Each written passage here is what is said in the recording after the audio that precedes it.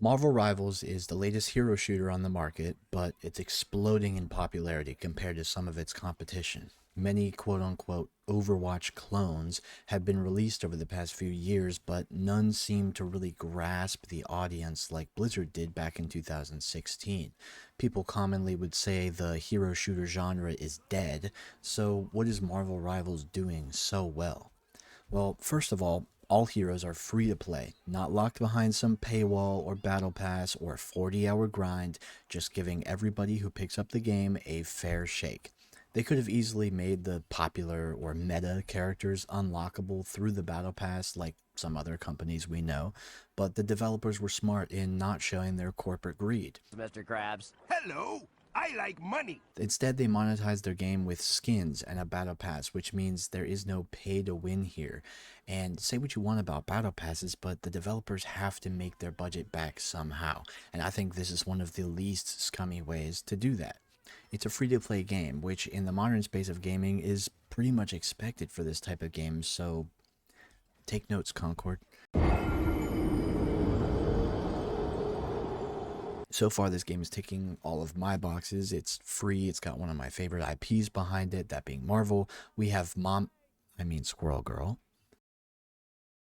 But there's one subjective gripe that I have with the game. See, in Overwatch, they had what was called roll queue, which you queue for either tank, support, or DPS before the game starts. That way you have the intended amount of each role on your team. It's balanced and nobody's arguing over who gets to play what role. Overwatch also has a separate mode called Open Queue where these rules do not apply and you and your team can create your own team compositions. Something for everybody.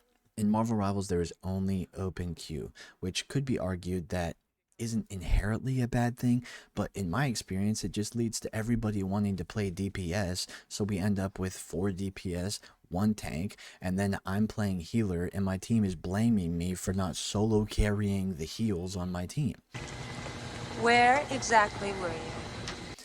I get that the idea was that you can create your own team compositions and play off of the team up abilities, but I think they should still add a role queue at least as an option for people who want to enjoy that type of experience. Speaking of team ups, there's a new mechanic that I've been enjoying. Basically, if you have 2 or more characters on the same team that have a team up ability, you get granted extra buffs. For example, if Groot and Rocket Raccoon are on the same team, Rocket can ride on Groot's shoulders and take reduced damage while doing so. If you have a Spider-Man and a Venom, it grants Spider-Man an extra symbiote ability that, when used correctly, can give Spider-Man a one-shot combo on squishies. It really just refreshes that type of experience and makes you think more about who you want to play based off of who your team has already got selected. Some of the team ups can feel a bit overtuned, like if you have a Hulk and an Iron Man on the other team, you're going to get fucked by an orbital laser that melts your health bar within a nanosecond, and there's not really much you can do there. Which brings me to my next point, which is balancing. It's really weird with this game so far because I remember when it first launched, everybody and their mother was complaining about Jeff and Wanda and how they're so broken, with Jeff ults being able to capture the entire team and just jump off the map with them, and Wanda having a self-exploding insta-kill with, honestly, a decent-sized radius. However, I think now that we're like a couple weeks into launch, the general consensus is that these characters are fine, with a lot of people saying even Wanda is underwhelming and Jeff is a C tier healer. It just goes to show that you don't immediately have to hotfix every issue people complain about in these games, because it sort of adds to the experience, in my opinion. The character I personally feel needs nerfed is Luna Snow. Her ultimate basically makes anybody standing near her not be able to die for 12 seconds. It's great for canceling out other people's high damaging ults and ensuring that your team can remain on the objective in intense situations. The issue is that she has her ult up every fucking team fight.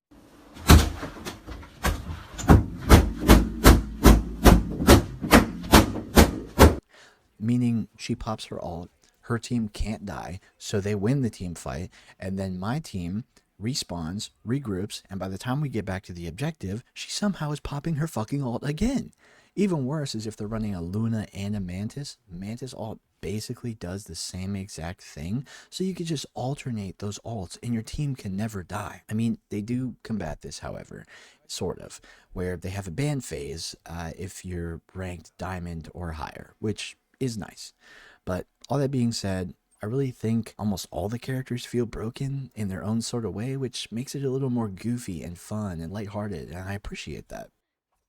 Curious how new characters are going to fare in here, since most games release a new character extremely broken and then nerf them, or extremely underwhelming and then buff them. Marvel Rivals has already announced the release of the Fantastic Four coming to the game, and at the time of recording, they've just released gameplay footage showing off the kits of Mr. Fantastic and the Invisible Woman. I think both look great. They both add new mechanics to the game that aren't just like a reskin of pre-existing abilities.